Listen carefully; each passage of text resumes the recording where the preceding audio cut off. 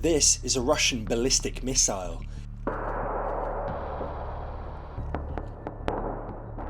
If it was headed towards the UK, it would be detected in seconds. But could it be stopped? This is the UK's only defence against this kind of attack, the Type 45 destroyer with its Sea Viper launch system. It's used to intercept ballistic missiles travelling at a high, arching trajectory extremely quickly, especially on their way back down from space.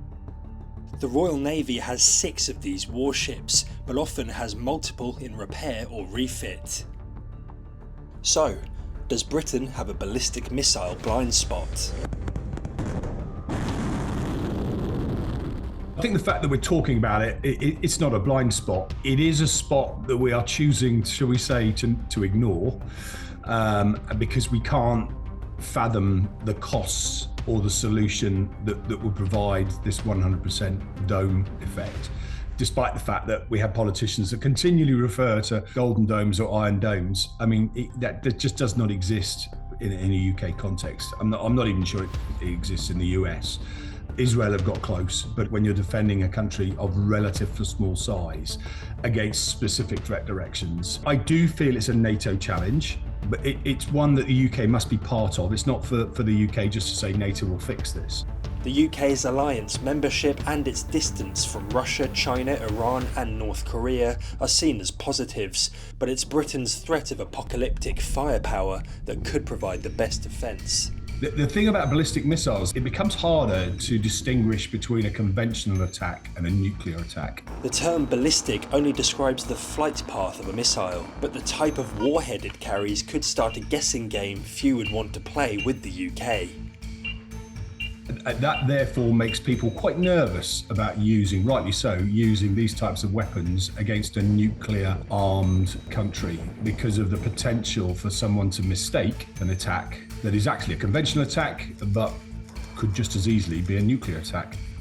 There's such an ultimate conventional threat that are very, very close to the nuclear threshold that actually what we're discussing here is not just a small problem set to be dealt with on a wet Thursday afternoon. This is all-out war and with all the consequences that it brings. The Air Marshal says the UK must recognise areas for improvement in industrial readiness and population-wide resilience to win the kind of war a ballistic missile could start.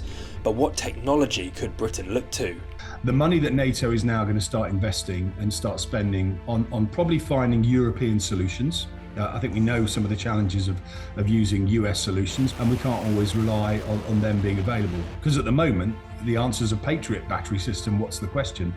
And they're not cheap, they're in high demand, particularly in Ukraine. The UK, I think, announced in the SDI it would spend somewhere up to £1 billion for integrated air and missile defence. Well, that'll buy you one Patriot battery, and where are you going to put it? I know we're seeing the UK starting on the journey for lasers. Lasers work now against relatively slow moving targets that you can track for a long enough period of time for the laser to have its impact. It's not capable of doing that against a ballistic missile that is flying extremely fast and coming down from vertical. So we are looking here at hit isles or other lumps of metal going up to meet them. I asked for a UK threat analysis and if anything can guarantee its safety. The idea that Russia might lob the odd ballistic missile in just to test us, I'm afraid, is just, well, not afraid, I'm glad, is just not the case.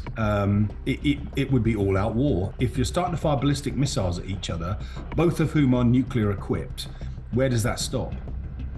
Iran has been doing that recently and has been given a bloody nose for doing so. It's sort of been let off the hook now in terms of the nuclear capability, but had America and Israel decided to go even harder, then Iran would be staring at a very different problem set right now. North Korea is a bit of a rogue element, but the numbers of missiles that he has and the ranges that they can fire on, maybe they can continue to play the little dictator role in their little part of the world. I think they like the idea that they can hold the world at risk and boast about things, but I hope that they are doing some deep analysis, that in the grand scheme of things, their fate will be similar to Iran's. China, of course, is on a different scale. I've been privileged enough to be sat on war games that look at future fights with countries the size of China, and they're not pretty. If you look at the scale of Russia and get slightly wobbly about it and get a bit frightened about it, that is nothing as compared to what it would mean in a war against China. We have to learn how to handle China in a way that doesn't bring us to conflict. I can tell you now, it would take the entire defence budget of the UK to provide a 100% guaranteed protection of the UK. Israel, who are extremely good at this,